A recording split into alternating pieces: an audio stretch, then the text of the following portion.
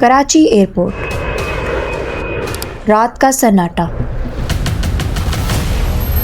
और एक ऐसी फ्लाइट जो मुसाफिर नहीं मौत लेकर आई थी। गर्दों की बड़ी कार्रवाई, फायरिंग का तबादला जारी है। फोर्सेस ने एयरपोर्ट के चारों तरफ से घेर लिया है। रात के 1:30 बजे जब पूरा शहर गहरी नींद में था, रनवे पर एक जहाज रुकता है। दरवाजा खुलता है और 7 साए बाहर निकलते हैं। उनके चेहरों पर न थकन थी न मुस्कुराहट, सिर्फ एक खौफनाक मकसद था। उनके हाथों में मौजूद आम से बैग्स में कपड़े नहीं बल्कि लोहे के वो भारी हथौड़े और कुल्हाड़ियां थी जो अगले कुछ दिनों में पूरे पाकिस्तान की नींद उड़ाने वाली थी। वो लोग वेटिंग एरिया में किसी का इंतजार करते हैं। तभी भारी कदमों के साथ एक एयरपोर्ट सिक्योरिटी ऑफिसर उनके पास आता है। हैरत की बात ये थी कि उसके हाथ में क्लियरेंस कार्ड्स थे। ना कोई स्कैनिंग, ना चेकिंग, ना कोई सवाल। क्लियरेंस मिलते ही वो 7 लोग तेजी से एयरपोर्ट से बाहर निकल गए, जैसे उनका रास्ता पहले से ही साफ कर दिया गया हो। और फिर पाकिस्तान में शुरू हुआ मौत और खून का वो सिलसिला जिसने 200 से ज्यादा घरों को उजाड़ कर रख दिया। इतनी दहशत फैलाई कि पुलिस ऑफिसर्स छुट्टी चले गए। ऊपर तले 6-7 मर्डर केसेस हो गए। वो ऐसे लोगों को टारगेट कर रहा था जो गरीब थे, तो लाहौर पुलिस पैनिक हुई। पुलिस बेबस थी और हर सुराग नाकाम हो रहा था। इस केस को सुलझाने के लिए एक रिटायर्ड फौजी को बुलाया गया और फिर जो हकाइक सामने आए उन पर यकीन करना मुश्किल था। इनका मिशन इतना खौफनाक था कि सुनने वाले की रूह कांप जाए। ये 7 लोग कौन थे, कहां से आए थे और वो कौन सा खुफिया मिशन था जिसे पूरा करने के लिए उन्हें बगैर चेकिंग के एयरपोर्ट से निकाला गया।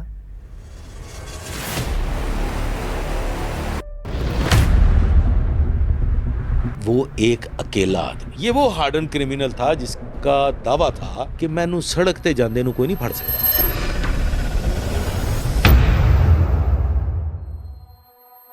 अप्रैल 1985 कराची के एक हॉस्पिटल के इमरजेंसी वार्ड में कुछ लाशें लाई गई। इनके सर फटे हुए थे और खून जम चुका था। उनके चेहरों पर खौफ इतना गहरा था कि मौत के बाद भी उनकी आंखों में नजर आ रहा था, जैसे उन्होंने अपनी मौत को मरने से पहले ही देख लिया हो। कैंट स्टेशन के पैडल ब्रिज के पास से भी 2 लाशें मिली। सिर्फ यही नहीं, एक पुराने घर से 10 लोगों की लाशें बरामद हुई। सबका हाल एक जैसा था, सर बुरी तरह कुचले हुए थे। किसी ने पूरी कुव्वत से उनके सरों पर वार किया था, जैसे कोई जानवर शिकार के लिए करता है।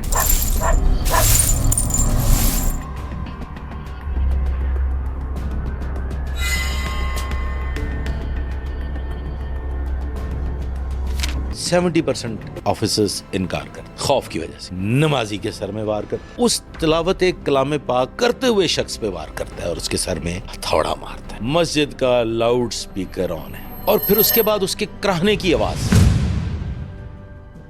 पुलिस ने शुरुआत में इसे चोरी या डकैती समझा, लेकिन ये तो सिर्फ शुरुआत थी। कुछ ही वक्त में लाशें इतनी बढ़ गई कि अखबारों में सिर्फ एक ही नाम छपने लगा, हथौड़ा ग्रुप।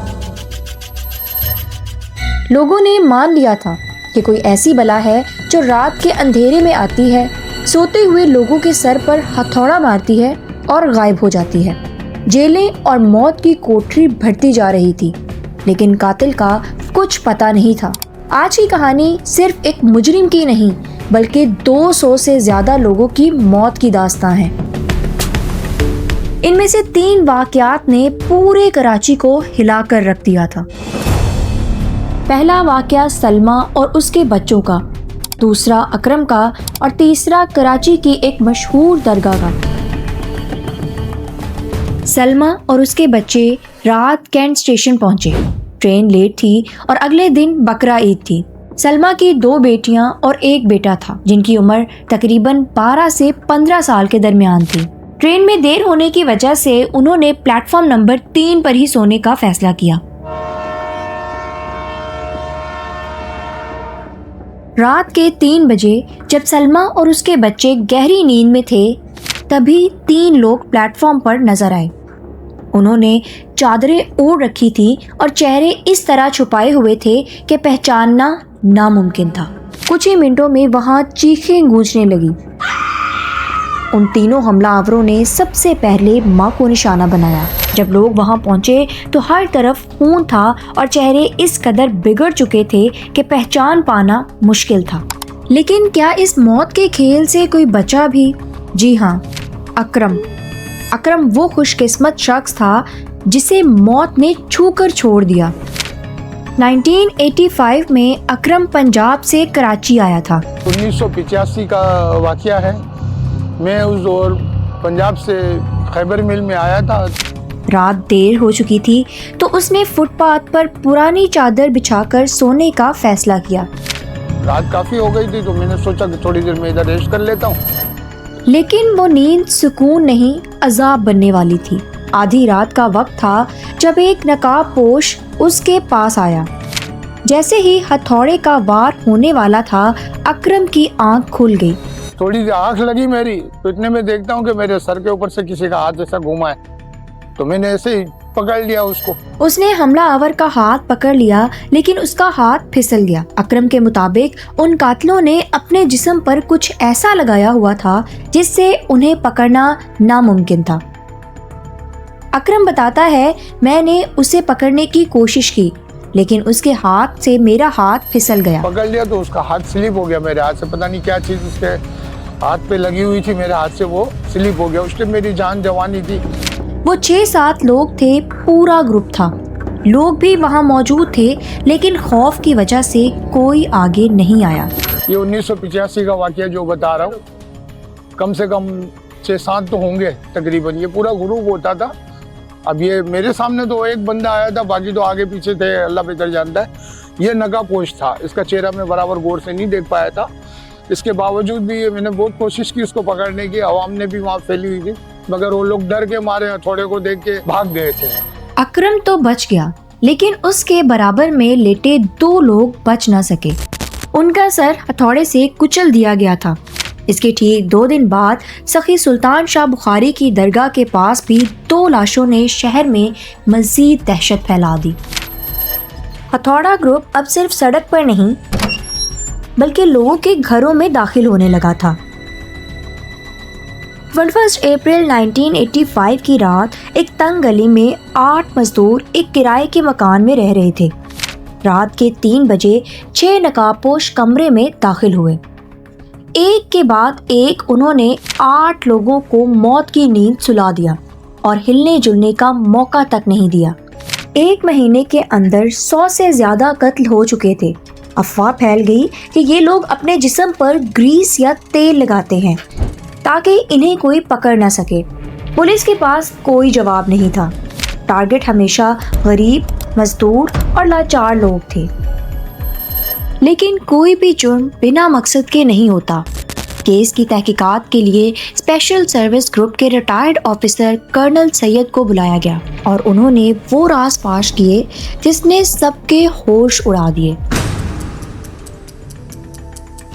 इस कहानी का असली विलन था अम्मार, लीबियन बैंक का होल्डिंग इंचार्ज। दिन में वो बैंकिंग करता, लेकिन रात में वो पाकिस्तान के सबसे खतरनाक खेल का मास्टर प्लानर था। कर्नल सैयद को अम्मार पर शक हुआ। उसके डीएचए वाले घर पर हमेशा आर्म्ड गार्ड रहते थे। उसे पकड़ने के लिए एक फिल्मी प्लान बनाया गया। 3 जगह पॉइंट्स लगाए गए। जब उसकी गाड़ी आखिरी पॉइंट पर पहुंची तो रास्ता ब्लॉक कर दिया गया। कर्नल की टीम ने लोहे की रॉड से गाड़ी का शीशा तोड़ा और अम्मार को घसीटकर बाहर निकाल लिया। इन्वेस्टिगेशन में पता चला कि हथौड़ा ग्रुप कोई लोकल डकैत नहीं बल्कि एक इंटरनेशनल प्रॉक्सी थी जिसका ताल्लुक लीबिया से था। वो कातिल पाकिस्तानी ही थे जो लीबिया में रहते थे। वो शाम की फ्लाइट से पाकिस्तान आते, रात को कत्ल करते और सुबह की फ्लाइट से वापस लीबिया निकल जाते। इसीलिए वो कभी पकड़े नहीं जाते थे और उन्हें एयरपोर्ट पर रास्ता देने वाला था इंस्पेक्टर लतीफ़, जो एक आईबी ऑफिसर था। वो उन्हें इल्लीगल बोर्डिंग पासेस देता ताकि कोई चेकिंग ना हो। लेकिन इस सब के पीछे आखिर मकसद क्या था?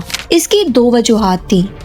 पहली वजह ये थी कि उस वक्त पाकिस्तान और अमेरिका की दोस्ती लीबिया को पसंद नहीं थी और इसीलिए वो पाकिस्तान को बदनाम करना चाहते थे। और दूसरी वजह ये थी कि रशिया के खिलाफ अफगान मुजाहिदीन की मदद करने पर कुछ कुव्वतें पाकिस्तान को कमज़ोर करना चाहती थी। अमार की गिरफ्तारी के बाद ये राज खुल गया। कुछ लोग अरेस्ट हुए, कुछ को डिपोर्ट कर दिया गया और फिर अचानक वो हथौड़े की आवाज़ें कराची की रातों में गायब हो गईं। फाइल्स बंद हो गईं, लेकिन वो ज़ख्म आज भी उन 200 ख़ानदानों के दिलों में ताज़ा है।